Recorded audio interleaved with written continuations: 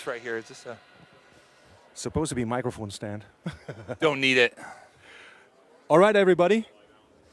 Willkommen auf der Rock Antenne Stage hier at Guitar Summit. Right to the left, Mr.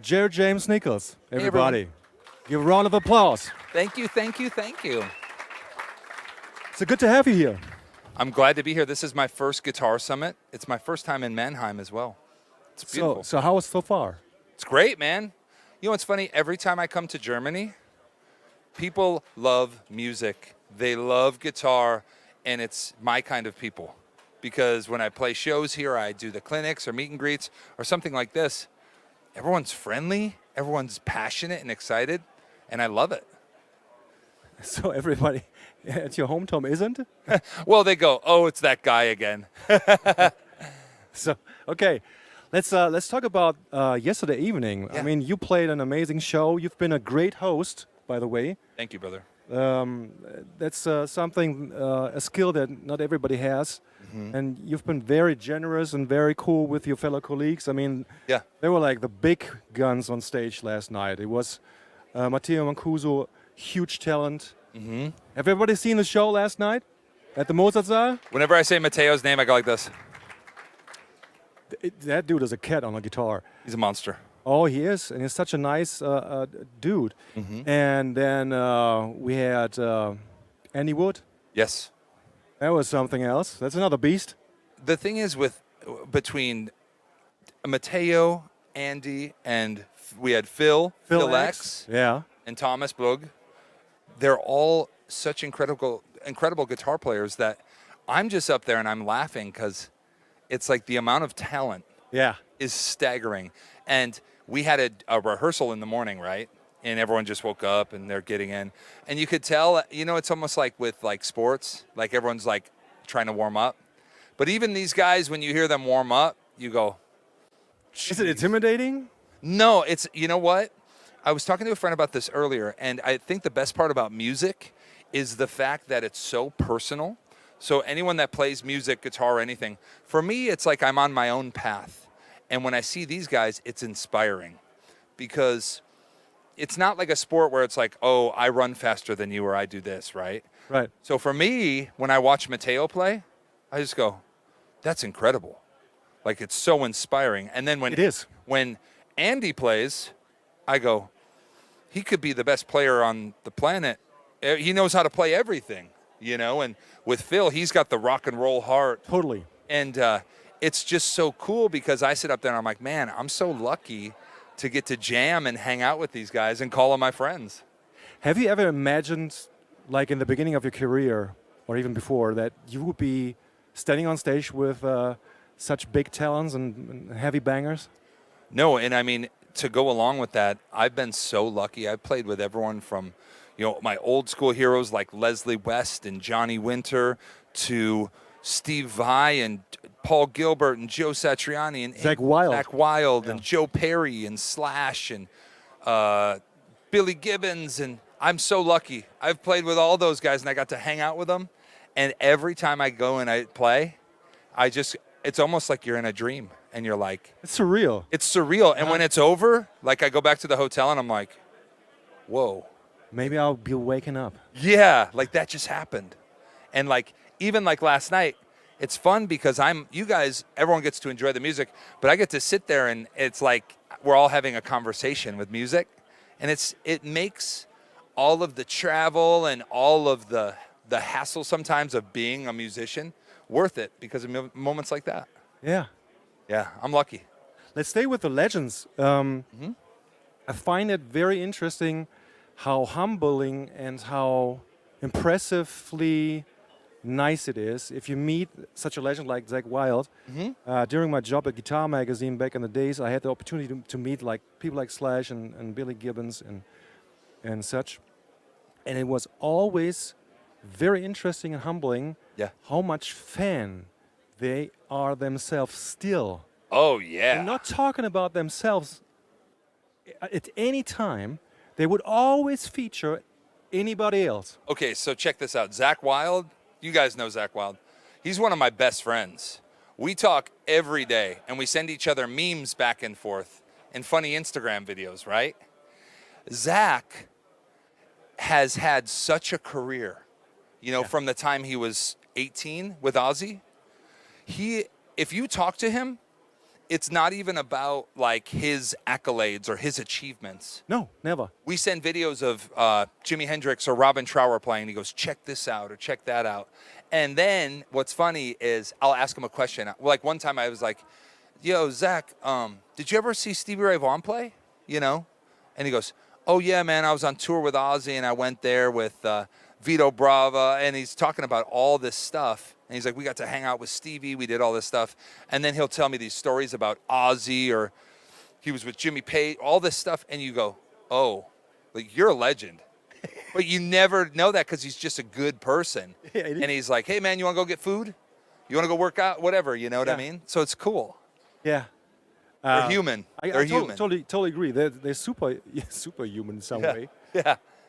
Same with Billy Gibbons and such. He talked about, when he talks about music, he would always talk about his fellow colleagues, Yeah. like Dusty Hill or Frank Beard, and other colleagues like Matt Sorum, for example. Oh, yeah. Or he'd feature Jimmy Reed, Yes. and he'd talk about Jimmy Reed for hours. He could talk about Jimmy Reed. I had a great one with Billy. So I was doing this jam, and there's a lot of names. It was me / the guys from Cheap Trick, Billy. Who else was there? Peter Frampton. It was all these people, but it was the rehearsal, right? And I'm in the room, and I was nervous. I was like, it was with the heaviest room I'd ever been in, right? And Billy looks at me and goes, Jared. And he goes, come here. And I walk up. I'm like, what's up, Billy? And he goes, he's got his guitar case. He goes, you go plug in my guitar for me, man, make sure it works. And I'm like, What? yeah. And so check this out, it gets better. So I go up there and I open his guitar case, and it's this super old SG. But in the case, it's filled with things, slides, rings, some leather gloves, car keys, hot sauce, all this stuff in his guitar case. So I pull out the guitar and I plug it in and I play like a few notes. And he looks at me and goes, like, yeah. And then I didn't even adjust the amp or anything, right? And then he walks over and he goes, hey, man, thanks. And he goes like this. And he gives me a bottle of hot sauce. Like a thank you. And I'm like, it's got his face on it, And then he proceeds to walk on stage and he starts playing LaGrange. And it sounds like the record. Yeah. And it's just like, dude, you're beyond a legend, man. You're like, it's just crazy. And he would be just literally use that one guitar, cable, and amp. That's it. It's as simple Yeah. and as pure as it can be. And it goes to show you, though, that all these great players, even like the guys last night, it's in them. Gear is, and don't get me wrong, we're at a place for gear. Gear is fun. It's awesome. But those guys, man, it shows you it's in them. It's the passion. It's all those years of hard work. Totally. Let's make a little one about your gear right now. You brought new gear, and Yeah. I'm a bit curious because I'm a fan of your predecessor signature model. Uh-huh. And now you brought a 50 water, right? Yes. So tell us something about the new Blackstar. yeah. So Blackstar amps, this is my third amp with them, which is really cool. Technically it's my fourth, but check this out. One of them's the little fly, like the battery powered, which is cool. And then the first one I did was a 20 watt. And that was the head with the 212 small combo, the speakers. And then we released one that only had 112 in it. So like a smaller version of that. I love that amp. I still play that amp all the time, man. Like literally everything I post on my social media or whatever when I'm at home, I'm always using that. I love it. But what happened as the venues started to get bigger, I noticed that having that amp with only 20 watts, it made it hard to really be able to turn it up, and get that sound. So I told the guys at Blackstar, I said, hey, I need more. I need a different amp or 4x12. Yeah, and at first I wasn't even saying a signature. I was just saying, can I get a more higher wattage amp? And they said, Yeah. So then they were like, we got these St. James amps, which is their new line, which is super cool. And I tried one and I went, yeah, it's great, but I'd love to like mess around with it, tweak it. It's like that amp right there, this black one. I was just gonna say that's a new Yeah, one. that's the new one. That's not mine, but that's the what mine is kind of based on. So then those guys were so cool that I went to England and I was able to, that's my friend over there. What's up, Dave? I was able to literally take that amp and completely rework it the way I wanted it to sound. Oh, that's cool. It was so much fun, man. And now it just came out yesterday. And I couldn't be more excited. I love it. If anyone was at the show last night, that's the amp I was playing. And then tonight I'm going to be jamming using the same amp. It's awesome.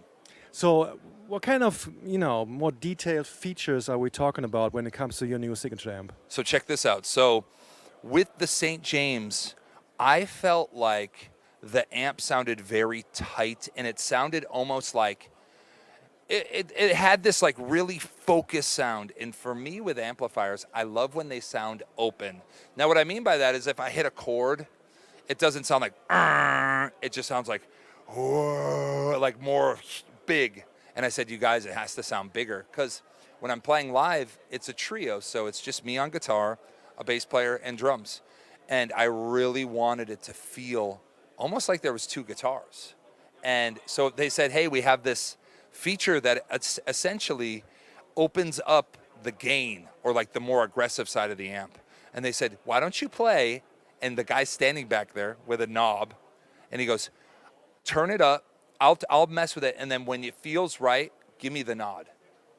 So he's doing it, and I'm jamming, and I'm playing. He's turning. And he's turning, and he's turning, and he's looking at me, and he keeps turning, and he's like, more? I was like, yeah. So he turned it all the way up, and I was like, that sounds great. And he's like, oh, okay. So we'll just take that out of the circuit. So what was actually making that amp sound more tight and focused, we just took it out. So it has like a cool vintage sound, but with more modern electronics. That's cool. That's cool. Yeah, man.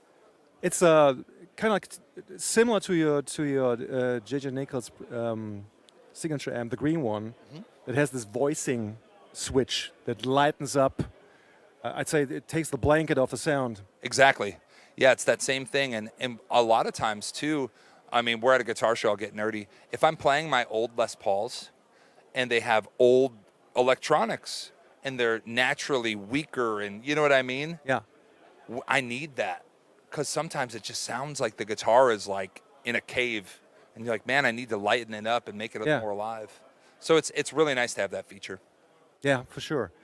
Let's talk P90s. I'm a huge P90s fan. I know you are. And what I recognized yesterday at the show was something that really, I was laughing a bit, because it showed a bit, I wouldn't say the dominance of the P90, but it was so funny because when Thomas played, and he played his Blue amps, which are by no means very cool amplifiers, not digital, analog amplifiers, but he would run them without a speaker through the PA system.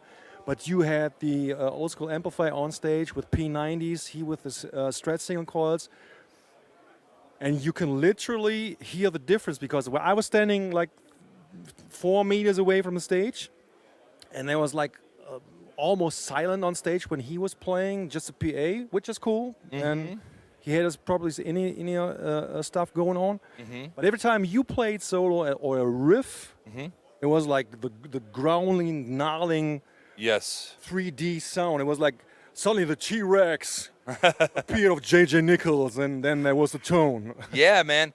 Well, that is a lot of the P90, straight up. It's a lot of that P90. Right? So first off, I have no problem if anyone plays. I've used them in the studio a ton, like Kempers and Axe Effects or any of the digital stuff. I think it's really cool, and I think that it's an awesome evolution. But for the music and the style that I play and what I love, which is really in your face, it's physical and it grabs you, that kind of guitar playing, like your hat, listen to Black Sabbath.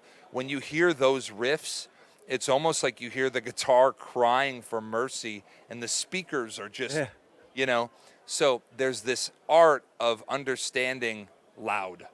in understanding how to get that and how to get that feel. Because a lot of players that I know, they've never really played loud. And what I mean by that is like to the point where like it's on the edge of insanity and you got to use your volume to make it clean. I was just going to say, yeah. You know, and you have to use that in order to make everything happen. So like for last night, right? Obviously the talent of those players, but what I found is Phil X had an old school amp. He had a Friedman. Yeah, he had great sound. And it's funny, he was plugging straight in when we sound checked. And I said, Phil, just play like that. He's like, you think? He was a bit struggling with his pedal board, wasn't he? He was. Something was going on with his board. I want to say, yet again, it was he had something modern on his board that needed a certain cable, and he wasn't able to get it. So I think he had to take something out or something. But with his amp, the natural sound of that amplifier with his guitar pushing out, he had P90s, it just felt right. Yeah. And then with Andy, he was playing through an amp as well, but he had electronic stuff on the floor, which is cool, and that's what he likes to play through.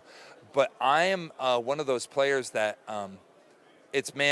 give me the most simple thing. So last night I had a Tube Screamer, and I had an old Boss Super Overdrive. There's nothing wrong with that. And you know what's funny is a lot of players, they would look at it and go, oh, that stuff looks like it's garbage, you know? And it's true. I've been using it forever. But the funny part about it is just remember that guitars, it doesn't, just because something costs more money, that does not mean that it's going to make you that much better, No.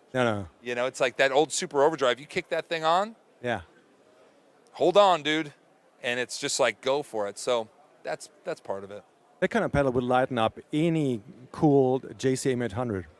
Well, yeah, I talked to Zach. Yeah. And I literally hit up Zach, and I talked to Jerry Cantrell. Yeah. And that's exactly what Zach used for the past 40 years. I said to him straight up, I said, Zach, what were you running and what do you run in front of your JCM 800s? What's the pedal? He goes, oh, Super Overdrive, man, here. And that's it. He has his signature stuff. Right. But it's the same thing with what he used with Boss. Yeah, and I texted him a picture last night of the, me playing or whatever, and he put in all capitals, Miracle Man. That's what he always associates that pedal with. So it's cool, man, and I think that's the best part about guitar. Everyone's different. You play through different stuff. You find what works for you, and it doesn't matter. And I say that like a jerk because I have all these old guitars, but you just find the stuff that works for you, and you love it, and you play it. So when did you exactly fell in love with the P90 pickup?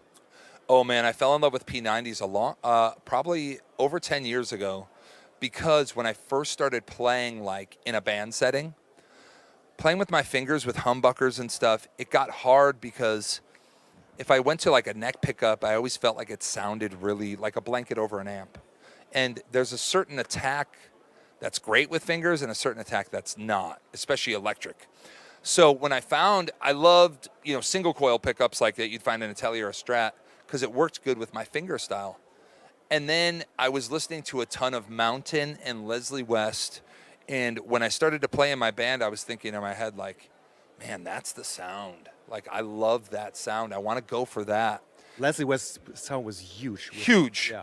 With one guitar, I wanted that guitar to sound big, especially with only 3 guys on stage. I need that big guitar sound. So I got a P90, and I'll never forget, I took it to our first rehearsal. I said, you guys, I'm going to try this guitar, and they were just like, whatever.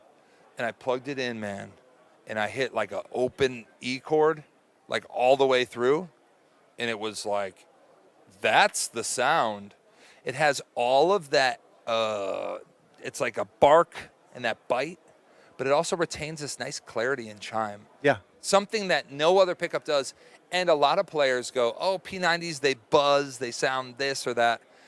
There's a beautiful thing that happens with these pickups.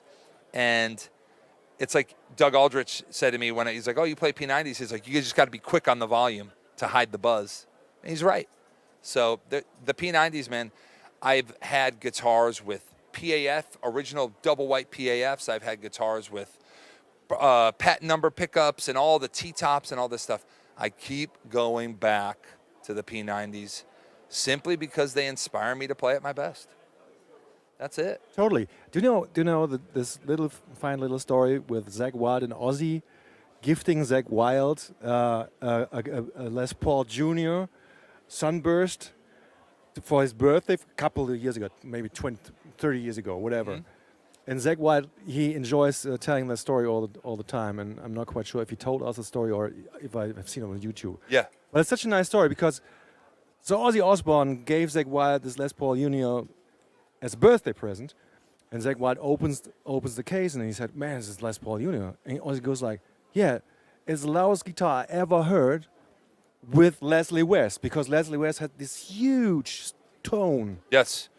I believe, too, with that story, Sabbath was opening for Mountain or vice versa. Yeah, If you- it's something like that. If you go on Google and type in Mountain Black Sabbath, you can see how cool the posters were. Oh yeah, And I need to find one of those, man. That's I would real love. art. It was so cool because it says like, live at the Fillmore, Black Sabbath, Mountain, and it's a picture of like early Sabbath and Mountain, and you're like, whoa. And Zach was telling me, he said that Ozzy looked at Tony Iommi, and he goes, "That's the way the guitar is supposed to sound." So if that isn't a cool story, yeah, it is. it's just like, and you think about all those Sabbath records, man, ripping P90s, like Yeah. those first records, like, oh, it's so That's good. true. So good. Yeah. And that's heavy stuff. Heavy. To quote Billy Gibbons, he said, "If it makes noise, the pickup, Yeah, well then don't stop playing." that's right, man. That's all it's about. Yeah. Let's chat a bit. I mean, you've been asked this a lot, but I'm going to ask this again because I think it's so interesting. You're just a finger player. You just play with your fingers. That's your thing. You actually are able to play with pick. Yeah. Little does everybody know, but it's true. Yes. But how did you discover that just playing with your fingers is your thing? Well, first off, I'm left-handed, so when I write with my left hand. Everything I do, it's left-handed. When I picked up a guitar, I was wanting to play it left-handed, and the guy at the guitar store, because I was a kid, and he said, "Hey, man, you're holding the guitar the wrong way. You got to flip it." So I'm like, okay. And man, at this time in my life, I was like, maybe I'll play guitar. I don't know. I was not serious. So I start playing this electric, and I'm playing it righty, and he's handing me a pick, and I'm getting used to it. But there was something, like on your fretting hand, you feel all the notes, and you feel the strings and shake them. I wanted to have that feeling when I'm picking them, and I noticed that I had this cool connection. It might be because I'm left-handed, I'm not sure, but I love to feel the strings picking under my fingers. And what ended up happening was people would say, "Hey, you can't do that, not on electric." And then I found guys like Jeff Beck and Mark Knopfler and Albert King and all these blues guys. And I'm like, well, they play with their fingers. So after about a year, I ditched the pick. I got rid of the pick, and I went, you know what, I'm just going to play finger style and just see what happens. Because even at that point, guitar for me has never been this thing where it's like, I'm going to be a guitar player and I'm going to be, this is going to be my life. It was just all about having fun. So I moved to LA to pursue music. And I remember a month or so after I got there, I was starting to get known. And funny thing, I met Phil X, right? And he goes, "Oh, you're the no pick guy." And I'm like, sure. Yeah, but that's your special thing. That's unique. And it's funny, when I started to do it, I just did it because it felt good. It wasn't like I thought it would be unique. And then it, like you said, it turned into be one of those things. So it's pretty cool, man. It's something different. But yeah, I couldn't imagine playing the guitar any way else. I think it's not just a cool thing; it's an interesting approach to the guitar. So you guys should try it out. Just try playing without a pick. It's interesting. Ditch the pick, man. Ditch the pick. I'll donate them to me, and I'll dispose of them. Use less plastic. No, I'm just kidding. Yeah. Especially like you mentioned the players like Jeff Beck. I've seen him on a last tour, and he was still a force. Oh, he was a monster. A force with on the guitar. We're getting comfy. I'm grabbing my beverage. Oh, actually, the water to the left will be yours if you. Dude, I'm good now. We're good. It's in there. This is Special juice. This is special juice. Oh man, we got to talk It's my about that it's later. my German special Pilsner juice. Ah, okay, so yeah, it's hoppy juice. Okay. It's hoppy juice. Oh, that's nice. Anyways, Jeff Beck has been such a force, and it's so interesting. Like, you do it as well. He would use the volume knob to articulate more of his tone and to transport dynamics, and that's exactly you did it last night, working with a volume knob Yeah. in order to create dynamics and swelling tone. That's something cool. It's so cool. And what I love about that is, like, I'm a big believer, like, any guitar you play, it does not matter, brand, style, whatever. If you have an electric guitar with volume and tone knobs, there's so much that you can do with that before you even put a pedal on or even mess with the amp. It's like, so for me, I wanted to get the most out of my guitars. So, like, for a while, I didn't even have a wah-wah. So I would use this technique where I would roll on the tone knob, kind of acting like a wah-wah. And then I started to do, I remember I heard Jeff Beck doing "'Cause We've Ended as Lovers." You guys know that song? If you don't, you should check it out. But he does this thing in the beginning, and it sounds like it's like a siren's, a moan. Exactly. Yeah. And you hear it, and instantly it sounds, it sounds like a woman, and it sounds like and you're like, what is that sound? And it's his guitar, and you go, how did he do that? And then you find out, you go, oh, he just rolled the volume up as he played. But it's really, really difficult to get this down because it's almost like you're speaking with the guitar. So I got really into that, and I think that it's something that's really beautiful about electric guitar is knowing exactly the tones that you can get out of that. And it's like, even with the Epiphones that I have, the single pickups, I'm able to use that tone knob to try and get like more of a neck sound, neck pickup. I was just gonna say it's a little bit possible to simulate it a bit. Yeah. Yeah, and it's like Bonamassa, another a great friend of mine that always stresses, and I see him talk about it all the time. He goes, man, learn to use your volume and tone control. Oh yeah. Because it's so important as a guitar player. Before you go and spend a bunch of money on all the fun stuff, make sure that guitar, you know exactly what it does in every position. Yeah. Yeah. For sure. Now would be the time. If any of you guys have any question for Jared, you can do it right now. Does any anyone questions? want to know anything? Don't be shy. Anything else? Anything. Questions? Don't be shy. Don't be shy. Someone has to have a question. I'll hand you my microphone. Who's got it? Question? You forgot it. Oh no! Somebody's got to have a Let's question. think about it. You know it? All All right. right, we got one. Okay. Did you get that? What was my first ever guitar? Okay. The first ever guitar I had was like most people. It was a really, really bad acoustic, and the strings were like this far off, A classic. And I remember it had no E string. The small string was broken, but it was in our closet, and I wanted to play drums originally because all my friends played guitar, and I said, man, everybody plays guitar, and I thought they were really good at the time too. They knew some AC/DC riffs, and I said, I'm gonna play the drums because they were gonna need a drummer. And my brother's friend, he was older than me, my brother, he had a drum set in his basement. And I said, hey, man, I want to borrow the drums. So I bring the drums to my parents' house in the basement, and I'm playing along with, I'm trying to play along with the radio.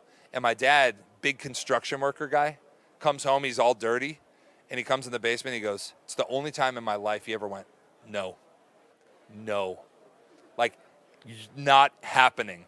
And I looked at him and I was like, what? He goes, I'm not coming home every day after work from 4 a.m. to listen to you try and play drums. And I went, okay. And he goes, and he didn't play music, but he goes, why don't you get a guitar? He said, you can take it with you and it has a volume knob.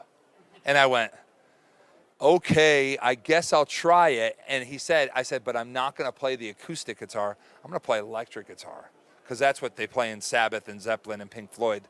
So then he goes, if you learn how to play a riff on that acoustic guitar, I'll take you to the store and buy you an electric. And within 10 minutes, man, I had smoke on the water with one finger. But it didn't sound good, But I had it. And he looks at me, he goes, get in the car. And we went to the music store, and I got a guitar. So the first guitar I got, it was a brand called Washburn. Have you guys heard of Washburn?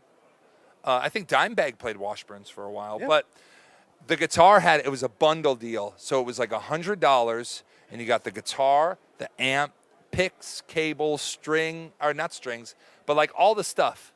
And I had that guitar, and man, it wasn't the greatest guitar. Even at the time, I knew, I was like, it was okay, but the moment for me that made everything was on the little amplifier. It was clean when I plugged it in, and I went, this doesn't sound good. This sounds horrible.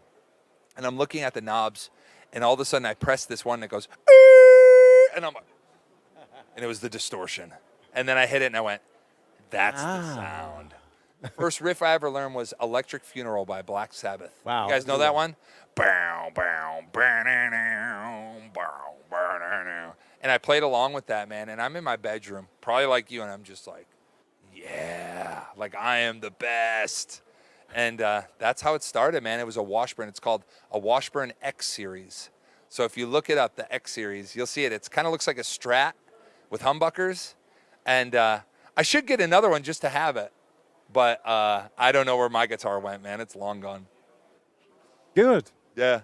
Did that answer your question? Long answer. So one more question. Anybody?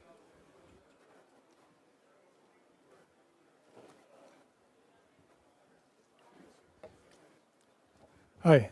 What's up, dude? First up, thank you for the amazing concert yesterday. Yeah, man. Thanks for being there. Yeah. And Do your ears hurt? Was it too loud? No. Okay. I got protection for the case.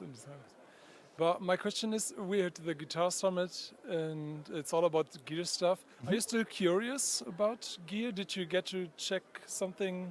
I haven't looked at one thing because you know what? Like for me, it's cool and it's great, but I'm like working. You know what I mean? Too like, busy. I'm busy. But tomorrow, I don't have to do anything. So I'm going to put on a hood and I'm going to come in and look at everything. No, I'm still curious about guitar stuff all the time. The thing for me is there's so much stuff now that's so good that it's almost overwhelming. Do you know what I mean? So like whether it's pedals, I mean guitars, amps, all this stuff, there's so much good stuff. And here, this is the Mecca. I've never been in Europe and seen something like this, you know? Like this is amazing for guitar. This is incredible. But I'm still curious about gear, man, but I got to be careful, dude, because lately, now everyone thinks I want old Gibsons. You know, they think I want to buy their old Les Paul. So almost every day or every other day, I get a message on Instagram or Facebook. Hey, man, I got a 1974 Les Paul for you.